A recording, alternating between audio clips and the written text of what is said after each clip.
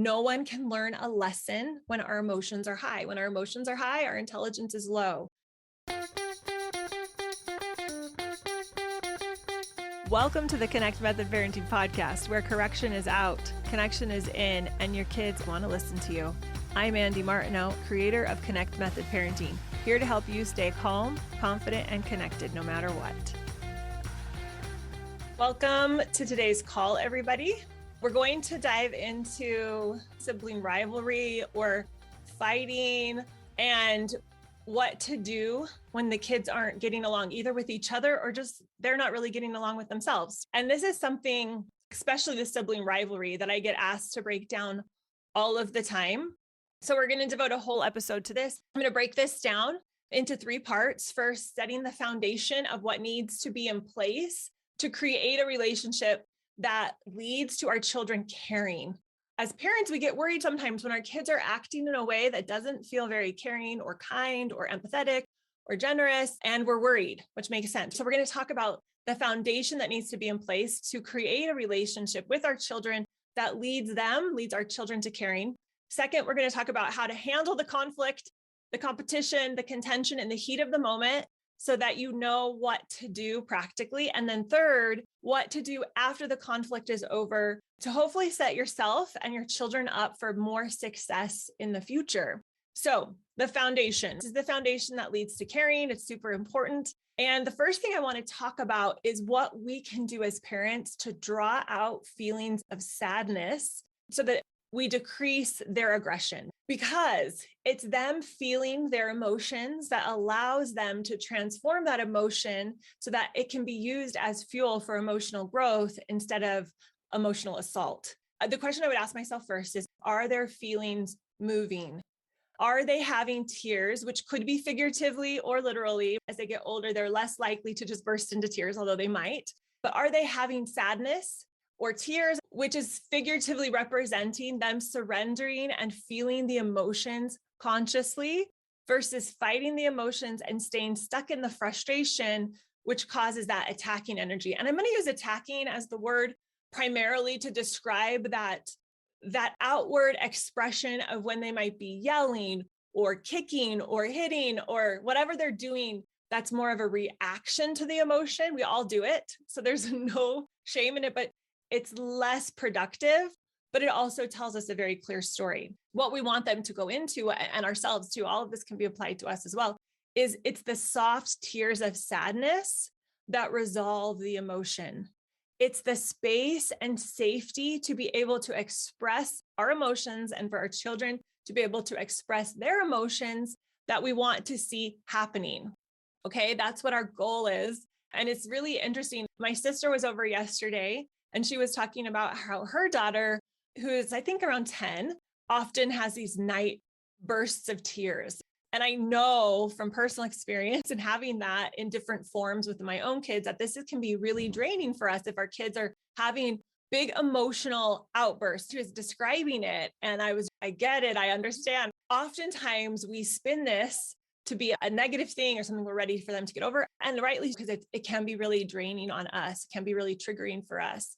But this is such good news. They have recently moved new schools, new situations. So I get some of the frustration that can happen, some of the emotions that can come up when we're, as adults or children, put into new scenarios, new situations. And the fact that she was crying, this is actually a really good sign because her emotions are moving. They're not stuck. They're coming out. And sure, it can feel really annoying or triggering or frustrating as a parent dealing with these big emotions all the time. But the fact that she's crying it out, this is actually really good news. And just tell me more. Why is it good news? I need some new thoughts to think about her nightly outbursts.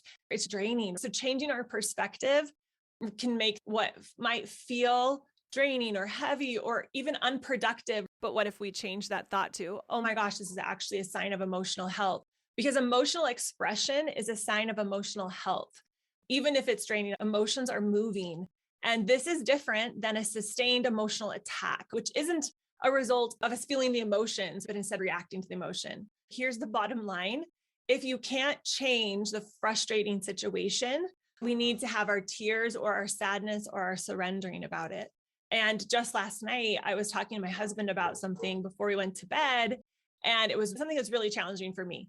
In the past, would have tried to suppress it or justify it or try to talk myself out of it. But instead, I just let myself cry for a few minutes about it. It wasn't super long. Let the tears come out, those soft tears of sadness, and it helped the emotions move through and do their job. I didn't have to stay stuck in the emotion. Previously would have, because I would have felt maybe the crying wouldn't be helpful, or maybe that was indulgent. And instead, I just accepted what I was feeling, felt the emotions, and moved through those, which other times when I've avoided the emotion, or I've tried to make myself feel bad for feeling that emotion, like, you shouldn't feel this sad. This isn't that big of a deal. That person didn't mean to say that, or whatever the situation was. And then it stays stuck in us instead of having a moment to feel that sadness and that surrender, that futility, to stop fighting the feelings I'm feeling and just let that emotion move through. So it might look like a cry, or oftentimes it just looks like me sitting with the emotions and acknowledging it. So when we are talking about our kids, they need to do the same thing. And it's our opportunity and privilege to be able to help them draw out these feelings of sadness, which decrease the aggression. So if your kids have been fighting a lot, and maybe you're thinking, I can't even leave them alone for 2 seconds because they don't get along. If that's a thought you're having, I want you to start thinking about it through the lens of connection and attachment and development. And truly, if there is an aggression problem, we can't leave them alone. And that might be hard because our brains know we need to fix the aggression problem right now, but this is a long-term investment. And to be able to acknowledge and validate it's okay that they're having an aggression problem right now, that they're maybe lashing out at their siblings, or they're feeling really upset about something that's happening at school and they just can't quite let that move through. And realizing, hey, this is going to resolve. I just need to give it time. And for right now, because they can't control or regulate themselves, I can't leave them alone. And to be able to sit with that. And I want you to sit with that. And I want you to think about what that brings up for you. If that's something that's hard for you to wrap your brain around, or to accept that you might not be able to leave them alone right now, you might have to be closely attentive when they're around, or get really creative on how to help create an environment that's safe. We want to get intentional and proactive as we think about how to solve these problems and solve these kinds of situations. I had a mom once say, I can't even go to the bathroom without leaving them alone. Her kids were really small. And at the time, that was the truth. She couldn't leave them alone. She couldn't expect her 5-year-old to have the emotional control to not get frustrated with the baby. And so that was true. And you might have to take one of the kids with you if you go to the bathroom, or if you have to go into the kitchen or whatever, and might need to separate them to make sure they're both busy doing something. And that might just be where you're at right now, but no, that's not where you're going to be forever. And as you allow them to grow up and to try to do your best to grow up in a situation where they're allowed to be safe and to feel these emotions, and for you to do what you need to do right now to allow them to not have more frustration that keeps building. It matters what lens we're seeing through. It matters if we're seeing our kids' behavior as information that's informing us of what's going on inside of them, or information that's defining them. And when we get upset with our kids, the defenses come up. And I've done this and I've seen it in real life over and over again. And if we say something like, what's the matter with you? Or you shouldn't act like this, or you promised you wouldn't do this anymore, their defenses come up. I want you to think about what that would be like if somebody said that to you. You don't necessarily even mean to, but the defenses come up and you feel like you have to protect yourself. When our defenses come up, the prefrontal cortex goes offline.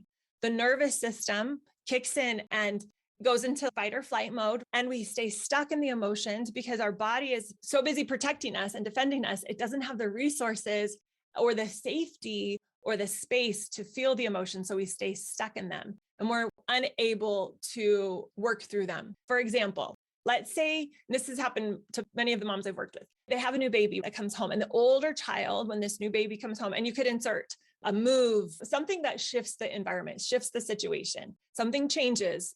And so they get frustrated. In this situation, a new baby comes home and they get frustrated, and they're not able to articulate that because they're young, but they start pinching or screaming at their sibling. Or some of my kids' favorite things were accidentally dropping toys on their baby sister. Or one time I put the baby in a carrier on the ground and somebody pushed the carrier over. Nothing life-threatening, but there was some frustration. And our natural instinct as mothers and fathers is to go over and try to draw out the empathy in the aggressive child. Maybe say to our child, tell your sister you're sorry, or that wasn't very nice, a very nice thing for you to do, or why are you hitting your brother? Or how would you feel if someone hit you? Instead of coming over and seeing through the lens of connection and compassion, and realizing that the aggression does not mean that the child is rude or unkind, but instead means that he's struggling with a lot of frustration. And when we see through this lens, then you can come and say something like, oops, looks like your hits got away from you. I know you're dealing with a lot, or I can tell you might be feeling frustrated. And we talk about the behavior, or we talk about how we believe in them. And we don't want to say much more than that, because anything more than that can bring up the defenses again. If we come with compassion, then we are going to have a better chance of being able to take care of the child who's hurt, protecting them, giving them a big hug, separating them if it's in the case of two kids fighting, but also taking care of the child who has all that frustration, who is attacking the other child, by maybe, as we're hugging the one child, looking over and saying, I know you didn't mean to, and believing in them, believing in their goodness and in the best in themselves. And when we allow this, we allow our child to feel the remorse. When we get upset at our child, we take away their ability to feel remorse because, like I said, the defenses come up, the nervous system goes into protection mode, and they won't be able to feel remorse or sadness because they are going to be so preoccupied with defending themselves, blaming someone else or blaming themselves, depending on their temperament. That's not going to help them feel empathy. All of these prevent them from being able to feel the sadness inside of themselves. And this causes them to harden up inside instead of soften up inside. And I've talked to so many parents, and I feel this myself when I'm exhausted because I've asked what feels like 100 times and no one's listening, or the behavior is just not stopping. Sometimes as I'm teaching this connective approach, I'm like so much work and time. And moms will say, I don't have time or energy for this. This is going to be so hard. But what really takes so much time and is so exhausting is to keep asking over and over again and not really having the change. But when we're not giving our child space to feel their frustration and to work through the emotions, the fighting happens again and again. We're not making progress or headway. Even though what I'm talking about might feel like a lot of work of creating these connections or taking time to see through this different lens and taking the initiative, in the long run, this will work so much better. Plus, the strategic byproduct of showing up is this warm, deep relationship, our child feeling safe, having fun, being connected, having clarity. So back to the question, I was talking about how when people are feeling like they've asked hundreds of times, no one's listening, the behavior is not stopping, to jerk myself out of it. And what has really helped the other parents I've worked with is to ask ourselves the question, is it working? Is it working? And if the answer is no, then we want to try something else. And the beautiful thing about coming from connection is that there's so many amazing byproducts of it. And it is a long-term investment, but one of the things that happens is the prefrontal cortex grows and allows us to have the ability to hold mixed feelings or mixed emotions. Remember, we've talked about the 50-50, how we have positive emotions and we have what we've labeled negative emotions. We have the happy, sad contrast. And when our prefrontal cortex grows, our ability to hold them simultaneously without being controlled by one or the other, but intentionally, willfully living, making the decision of what we want in our life, it grows exponentially. And this is the essence of emotional intelligence, emotional development. So part of me feels like hitting and part of me doesn't. The prefrontal cortex development is what is required to be able to hold those conflicting feelings. Part of me wants to tell her how awful she is, but part of me knows that's no way to treat, someone else. So having these mixed feelings equals emotional regulation. It's the mix of them, having both, that allows the tempering of them. So another way to think of it is that tears really drain the emotions. So the prefrontal cortex development, it starts at around 7 years of age. I want to put a disclaimer that if you have a sensitive or intense child, one that's been through trauma, or maybe for no reason that you can obviously see right now, sometimes this shift can happen between 9 and 12, and we call it the 9 to 12 year shift, or even later.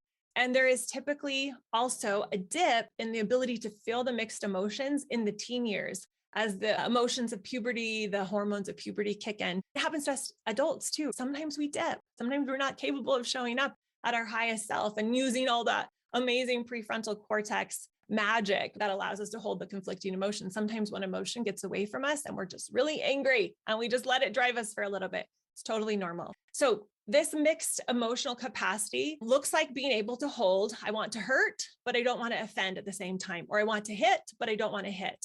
And until they get this, they need supervision. This ability to hold the mixed emotions, it's going to come.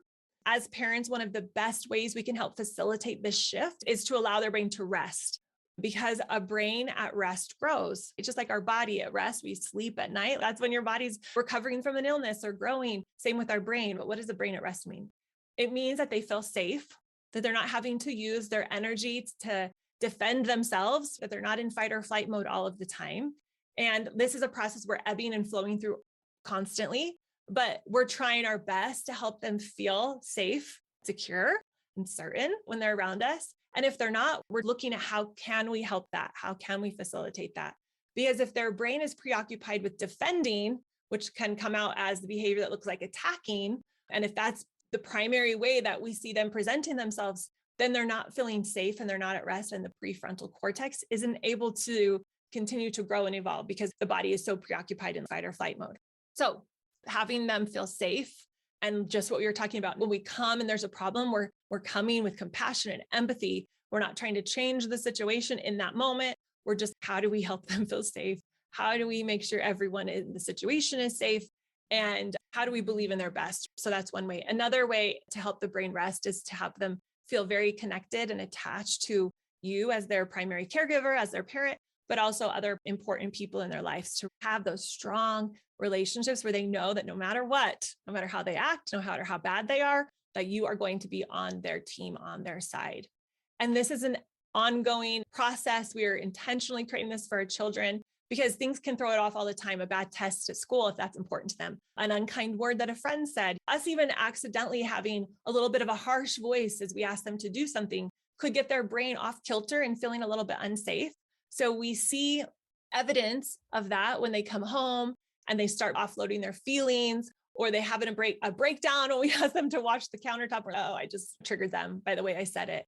And the best thing we can do is to let them offload their feelings, emotional expression without repercussion, reminding ourselves that all emotions are totally normal and that this is a really good sign they're moving through their emotions. So we stay as neutral as possible. We try ourselves not to get triggered. The things that can help us do that is having conversations like this, so we have new context, but also doing our daily thought downloads, doing our steers. Those are so helpful to inspect with curiosity what's happening in our brain. And why do I have those triggers? So we can bring it to the consciousness. So we want to stay as neutral and as not triggered as possible so that we can create safety, we can create connection. And as a result of a safe place for them to feel their emotions, they might have those tears or the surrender and the futility and go from mad to sad or surrendering, so they can return to a state of equilibrium, and emotional growth happens as a result of them coming back to that state. So that is really fundamental. It's the laying the foundation, helping their bodies know they're safe, helping us show up in a way that creates the safety and the free expression of whatever is happening for them in their life. So that's critical and foundational for everything else to happen. If we haven't laid that foundation, strengthened the relationship, done our best, and this is a process, so just be patient with yourself, but done your best to try to continue to reinterpret maybe the old ways you've been thinking about the fighting specifically, or just any off-track behavior they have. Us doing that work is going to make all of the other things we do with them so much easier and better. So let's talk about what we can do in the middle of the conflict. And this is where most parents want me to jump right into, but what we just talked about is necessary to understand before we can move into handling the conflict with our kids in a healthy, safe way. So when there's conflict, especially between the kids, the first thing I recommend is engaging in what I like to call do no harm parenting. The only goal is to make sure everyone is safe in the moment, not the time to make headway or teach a lesson. The best thing we can do is to not say anything or do anything that we end up regretting. We're not going to attack their character, which means we aren't going to use words like you're mean or selfish. We're going to remember no one can learn a lesson when our emotions are high. When our emotions are high, our intelligence is low. So we're not going to try to teach a lesson. We're just trying to keep everybody safe. And we don't want to attempt to control the child. So instead, we want to take charge or try to control the situation. So not control the child, try to control the situation, which just means if we walk into the room and the kids are fighting, we're going to control the situation, so to speak, or take charge of the situation by separating the kids or using distraction. We can redirect them.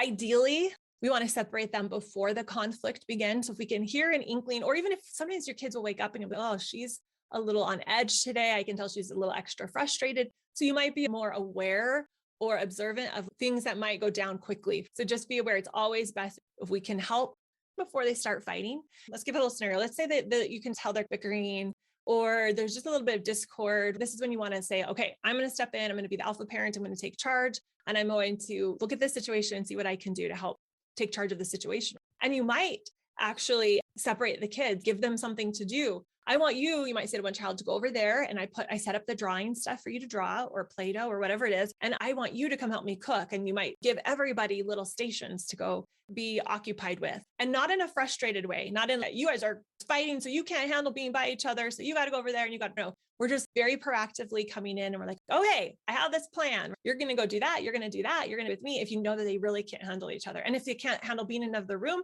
you're separating them in your room where you need to be and trying to figure out a way to keep them occupied as much as possible, but not in a frustrated way, in a state of mind with service and compassion, staying neutral, looking through the lens of connection and relationship and attachment. And this can take a little bit of thought to have the different spaces. You might think my home is too small or I have a lot of kids, but I promise if you take a little bit of time, it's possible. If they're having trouble playing together, or maybe the only way they can play together is if you're right there with them, then set up times when they're playing in their own spaces. So say you're making dinner and you can't play right there with them. You're like, I got to go play dinner. You can have, okay, you're going to play with these toys over there. I want you to take your puzzle and do it over there. And I'm going to have you do this over here, trying to set them up for success. Or if you have big kids like me right now who aren't really playing, but they are doing things, we can have different areas where they can do their homework. We can step in and take charge of the situation by reading it and saying, okay, what's happening here? And not making it a negative thing. Every time they come home from school, it turns into a battle, or every evening between 5 and 6, it turns into a battle. Trying to think about routines and structure. So I homeschooled for 10 years, and routines and structure seriously saved me. Everything was planned out. Now, I'm not saying that I was hovering, making sure they were doing certain activities at certain times, but there were blocks of time. This is our time we're going to be outside. This is our time where we're drawing pictures. And this is our time where we're reading a book. And this is our time where we're having snacks. Think about how you might be able to structure your day and give lots of space for free time and discovery. You're not micromanaging their time, but having it be structured in a way, and even asking them, hey, what do you want to do after school? If you feel like they just have so much time on their hands and you don't want them just on the TV or with the games, what could we do? What could be really fun? And slotting out that time and trying to be present on the things you want to be present with so that they have a flow to their day. It can promote safety and bonding. The routines can do that if we put them in place, and kids do thrive on structure. So if you feel like your kids are driving you crazy, fighting, I want you to think for a minute about how hard for you interpersonal relationships can be as an adult. Maybe it's hard for you to deal with certain people in your life, maybe your in-laws, maybe your neighbor. Who is it? There's probably someone that is more challenging. This is real for us too. And we have those people in our life that are hard to be around. Our kids, they get to live with their siblings day in, day out. Maybe they're sharing a room with them. They're sharing a home with them. They're with them a lot. So it's normal to have just some tricky interpersonal relationships. Sometimes I forget, you guys should just all get along. And sometimes it's hard for me to get along with other people too. So just giving them that space. Okay, this is one a lot of you all have asked me about. It's a good question. It's fighting in the car. A lot of you have written to me about this. I've had questions about it. I want to address it to everybody so we can all have the same information. And this can feel really tricky because when you're driving, you literally cannot be physically present with them. You can pull off to the side of the road, which I totally recommend if you feel like you're not in a safe place to drive because you're feeling so triggered. But we can also get really intentional and proactive to help decrease the tension and attacking when we're all in the car together. So one solution is to simply not let the kids who aren't getting along sit by each other. And when my kids were little, especially, this was a problem. I had 6 kids in 8 years. We had an 8-seater car. So if all of us were in the car, every seat was full. So there wasn't the logistical opportunity to be able to separate everyone. They were going to be sitting by somebody, but I would be strategic. I would change it up as needed, but I'd have seat assignments. And so I knew the kids that were a little more prone to go at each other, they were separated. So just think about that. How can you make it fun? It became a rotation. It became really fun. It became something, it wasn't a negative consequence. Like you guys can't sit by each other, the thing. Also, distraction is so powerful in the car. Remember, we can't command maturity. We wish we could. We wish we could just lay it down and be like, guys, I need you to grow up. I need you to buckle up. I need you to be kind, but we can't. So while we're waiting for our children to mature more, or maybe they are just having a rough day, so their maturity is dipped that day, which happens to all of us, thinking about ways when we're in the car, if we're going on a long road trip. Normally they're totally fine, but maybe you have big kids and the long road trip really is hard for a couple of kids or all of your kids. So some of the ideas that have worked really well for me and other people that I've worked with is games, having car games. We used to do the license plate game. If we're going on a road trip, we'd try to spot license plates from other parts of the country. We've done the alphabet game, which is where you're trying to spot different letters of the alphabet on signs outside of the car. We had music. We've had dance parties in our seats. We had specific car toys when my kids were little, toys that we kept in the car that were only allowed to be played in the car. This was really helpful. It worked really well. We also often, almost always, were listening to a book when my kids were younger, but I had some kids that loved the books and some kids that were like, I hate listening to books. So they would have their toys, or they would bring in art stuff that they could color. So there's options, but I love listening to books, especially when we're all together. And I personally like them better than movies, but movies can be a great distraction too. Books are less stimulating. Sometimes movies can be super stimulating, which tended to get their emotions even riled up even more. So just be mindful of that and see what works for your kids. I already said car toys, so a basket of things that we're only using the cars, and car snacks. If we were running lots of errands, if I knew it was a long day, we'd have food. I'm just throwing these things out for you to come up with your own ideas of, okay, if fighting in the car is a problem, how can I intentionally take charge of the situation, take charge of it? It starts by how we're believing and thinking about the situation itself and our kids' behavior and our capacity. So we want to take time to prepare. Another tricky time is witching hour, is what I like to call it, between 4 and 5. And one of my best strategies for that was to have special toys that could only be played with during that time of day. So a 4 to 5 box of toys was super helpful. Proactively thinking, this is a hard time of day. I'm tired, or they're tired, or we're just tend to be a little bit on each other. What can you do proactively to help take charge of that situation and decrease the conflict that's happening?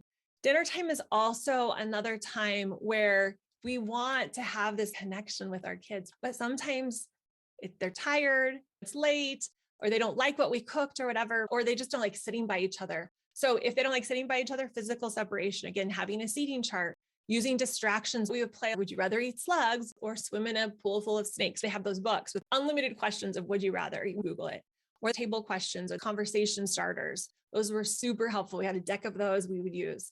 We often did what we called sweet and sour, what's the best thing of the day and the sour thing of the day. I heard another mom called it rose, thorn, feather. So the rose was the thing they liked. The thorn was the thing they didn't like. And the feather was something that tickled them or something they were excited about. And I thought that was a really fun thing to add in there. Another idea is to have a conversation about something that's important to one of the kids. I do a little research, have an opinion about it, and then have a conversation. They really appreciated me being interested in what they were interested in. So thinking about some of those times that are more tricky and how can I proactively take charge of the situation to help prevent the conflict instead of even having to react to it. This is so good for us to think that through. Sometimes though, we're going to need to set a limit on the behavior, and that's okay. But like I said before, don't use any character identifying labels, mean, rude, unkind. Keep the words focused on the behavior. I can't let you do that, or no hitting. And do your best to communicate that when the behavior is not okay, that the relationship is okay. We're always trying to reassure, can't do this behavior, but the relationship is good. Behavior's not okay, relationship is okay. Or this behavior is unacceptable, but you're acceptable. And remember that this is not a path of perfection, always about coming back and connecting and remembering that the relationship is always bigger than the incident. So even if you mess up and you say to your child, you're so rude or whatever, say sorry, make it up, remind them that you're there for them, strengthen the relationship. In the heat of the moment, don't try to get details, especially if the kids are fighting. If your kids are fighting in the room and you come into the room, don't try to get details of the story in the incident. You'll never win. You want to come in as the alpha parent and take charge of that situation. And you might say something like, looks like we're having a problem. And then take the iPad away or whatever, take the toy away, separate the kids. The worst thing you can do is to keep asking them to stop the thing. You don't want to ask anything of a child that's out of control. And remember, asking once, fine, we can ask. Hopefully you've come in, you've looked at them in their eyes, you've done the C part, eyes, smile, nod, you've connected, establishing that working relationship before you've asked. Sometimes we forget. We have old habits die hard. So we ask once. If we ask twice and they don't respond, that is our indication. Be ding, ding, I've missed something. I need to evaluate this a little bit more. We want to stop asking over and over again, because that's usually an indication that they're out of control. They're not able to bring it back in. They need us to do that for them. And when emotions and behavior are out of control, I want you to assume that they're not able to control themselves. Broken thinking, not able to control themselves. Brains offline, thinking's offline. So you come in as that alpha parent, kind, compassionate alpha parent, and just say, if the issue was the iPad, they were fighting over the iPad, just say, oh, no, no more iPad. Just take it away. And if your child, that's not fair. Why did you do that? We don't need to be accountable to our children for our decisions, especially if we're doing this work and we're coming with compassion and empathy and we're really believing in their best. The way we're coming is going to be we're going to feel so good. We're going to feel so abundant. We're going to feel so much love and compassion for them. We don't need to defend ourselves. We don't need to make them wrong. We can just respond by, yeah, it might not be fair. I can understand this is hard for you. Different people have different needs. I'm taking care of both of you. I really have your best interest in heart. I love you. Bridge back to something you're going to do later. I can't wait till we play Legos as soon as I'm done with this task I'm doing, whatever it is. Coming in and being okay if they say, oh, it's not fair. That's all right. That's probably going to happen. Now, after the fact, strategies for outside of the incident, after the conflict, I want you to think about how important timing is. Make sure that they are back in their prefrontal cortex and not in their limbic system, not in their fight or flight. That might take 24 hours. That might take 2 days. Just wait patiently until you can tell they're not agitated anymore. I also recommend that you do it when you're one-to-one, not in front of the other kids, when you can tell they're ready. And then this is when you can tell it's okay to draw out some of that sadness. Because in the moment, you're just do no harm. And it was attacking you. You were just there to protect them. And maybe you were able to sit with them and stay with them and they were able to move the emotions. Or maybe you just had to separate them, distract them, move into something else. You weren't able to allow all of those emotions to come up. So if that's the case, you can revisit it later. But remember, not to teach a lesson, but to see if you can move those frustrated emotions out. In the moment, your nervous system kicks in. Like, have you ever been in a car accident? I've been in a car accident. One was my fault. One was not my fault. But both cases, they were just fender benders. And in both cases, my defenses went up. I had little kids with me both times. And I remember just dealing with it. But after the fact, later that night, I was able to relax and finally feel my emotions because I wasn't in survival mode anymore. I was able to actually settle down and move those through.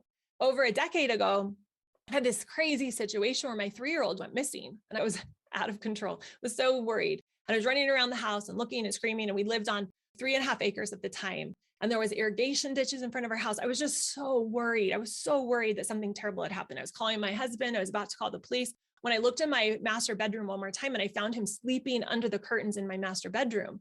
And I remember finding him and I could feel like this emotional state shift a bit. Not a huge relief, but the franticness settled a little bit. I called everybody and let them know he was safe.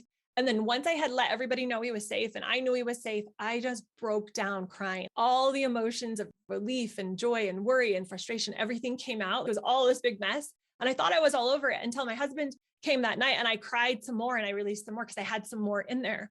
So it wasn't in the moment when I was in the worry of it, when our kids are fighting and yelling, like that's when they're in the middle of that conflict. That's when I was in the middle of looking for my 3-year-old in the middle of the car accident. But after the fact, I was able to do it. So plan to revisit when first connection is in place, emotions have settled down and they feel safe. And there's a couple different ways to do this. You might just touch it barely, drawing out the sadness by saying something like, just to see how it is. Oh, I know that was hard yesterday when John took your toy. And that might be all you say. And you might just see what happens and see if it releases some of the vulnerability, or it might not be a problem. They might be totally over it. They might have some emotions to release, or they might be really defended and be really angry still. And you're just going to touch base and see where they're at. This is after the fact, 24 hours, usually plus one-on-one connections in place. Emotions are settled down. They feel safe. You might let them rant and complain about it. So maybe you touch it. I know that was hard for you. And they just go off on how hard it was and how mean he is. And you give them lots of space to rant, complain. You're not going to lecture or let them know anything they did wrong. Think about it. If you ever start sharing something that's really challenging for you with someone and they try to fix it or say, we should look at their perspective, that there is a place and a time to look at someone else's perspective and to hold those conflicting emotions. But if emotions are still stuck inside of us and we want them to move through, this is not the time to help them see the other person's point of view. They just want to be heard.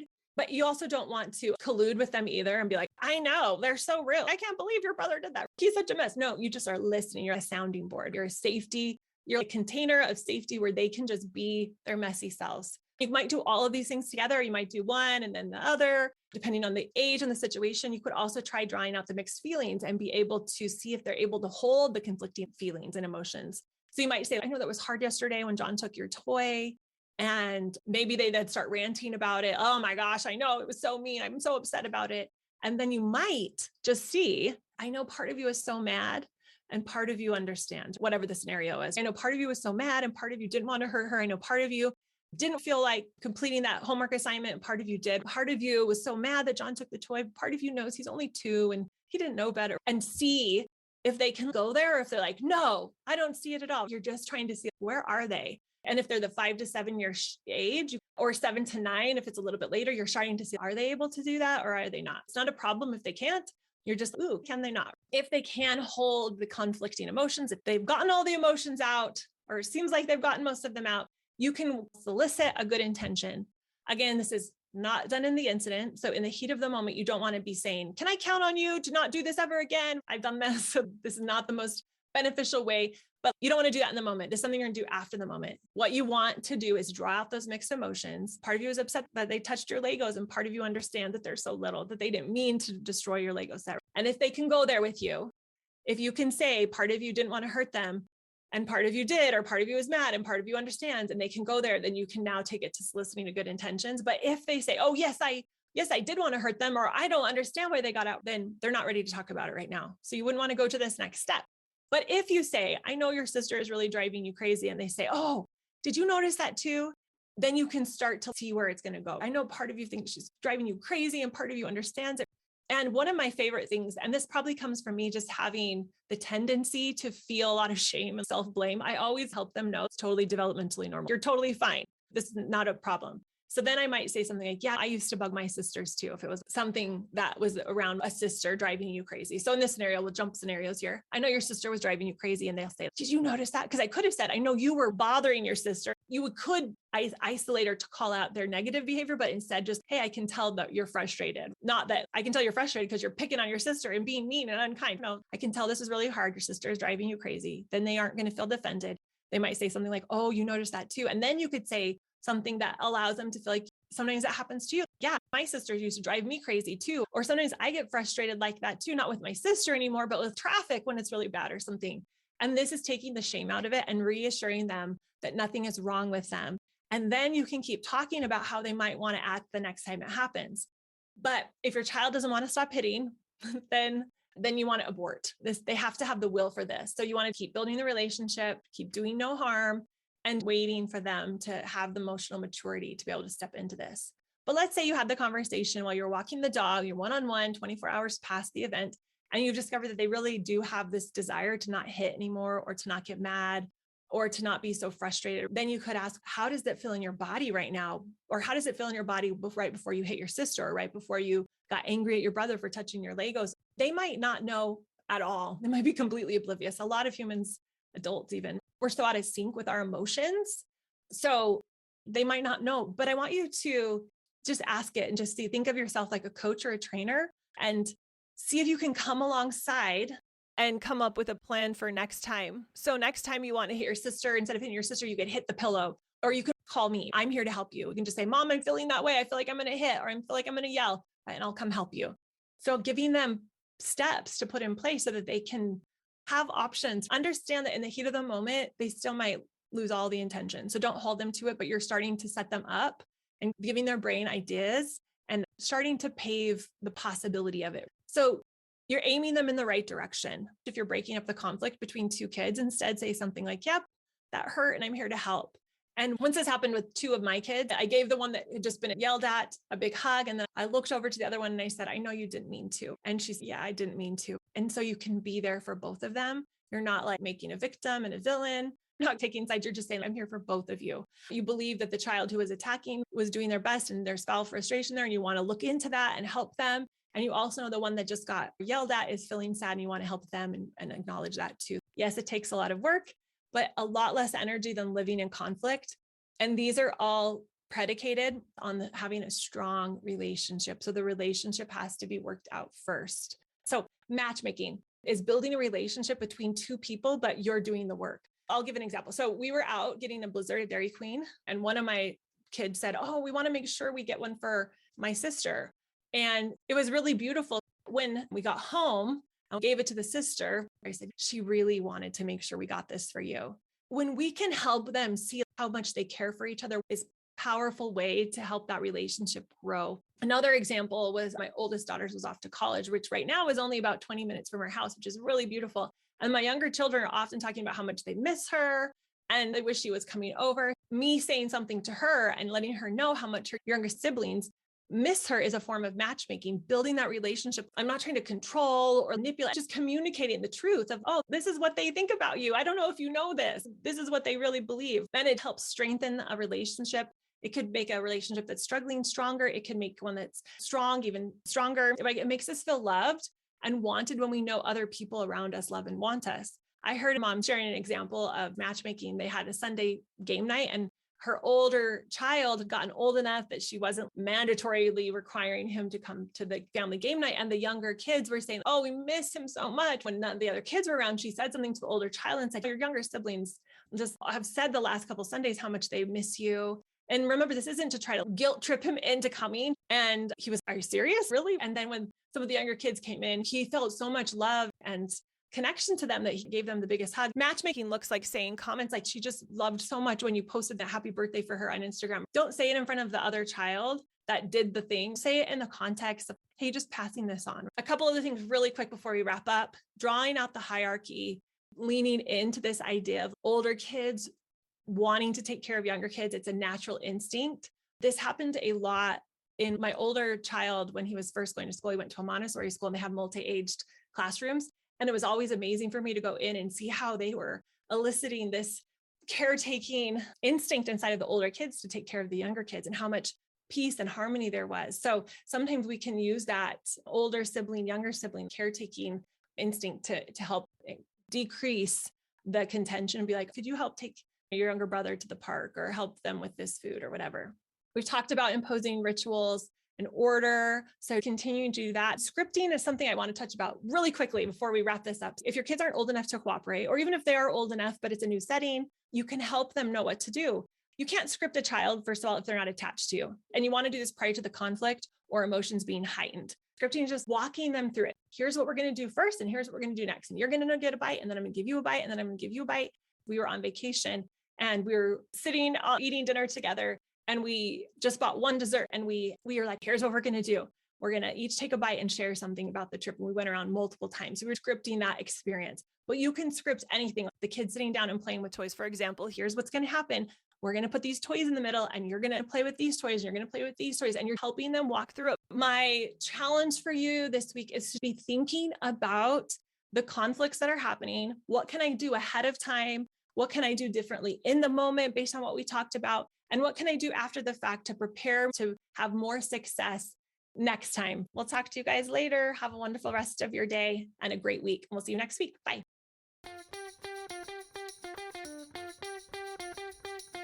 If you enjoyed listening to this podcast, come check out League, my Connect Method parenting coaching program, where we take this material and we apply it using my proven formula. Head over to cmp.works/join.